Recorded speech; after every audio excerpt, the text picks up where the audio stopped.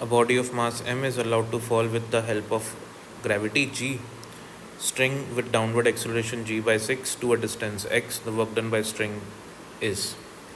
अब हमारे पास एक m मास का ब्लॉक है जिसको किसी रस्सी से बांधा हुआ है, वो नीचे जा रहा है g/6 के एक्सेलरेशन से। तो जब ये ब्लॉक x डिस्टेंस नीचे आ जाता है तो ये स्ट्रिंग इसमें कितना काम करती है। देखो स्ट्रिंग का वर्क पूछ रहे हैं तो स्ट्रिंग की वजह से फोर्स और डिस्प्लेसमेंट चाहिए मेरे को।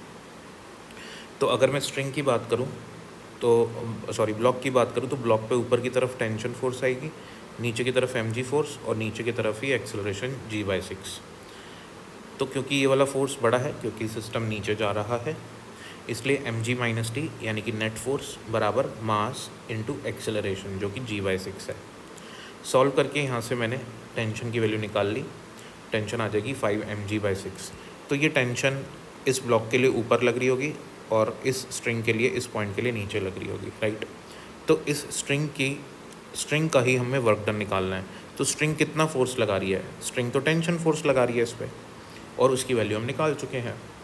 तो work done by string force हो जाएगा स्ट्रिंग जो फोर्स लगा रही है यानी कि टेंशन, डिस्प्लेसमेंट जो ब्लॉक का हो रहा है दैट इज़ x, डिस्प्लेसमेंट हो रहा है नीचे की तरफ, स्ट्रिंग इस पर फोर्स लगा रही है टेंशन ऊपर की तरफ।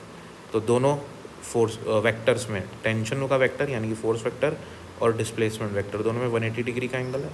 तो वर्क डन होता है F s cos theta. F यहाँ पे टेंशन है, S x डिस्प्लेसमेंट है।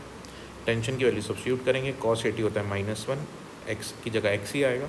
सॉल्व करने पे हमारे पास आंसर आ जाएगा -5/6 mgx। Thank you for watching.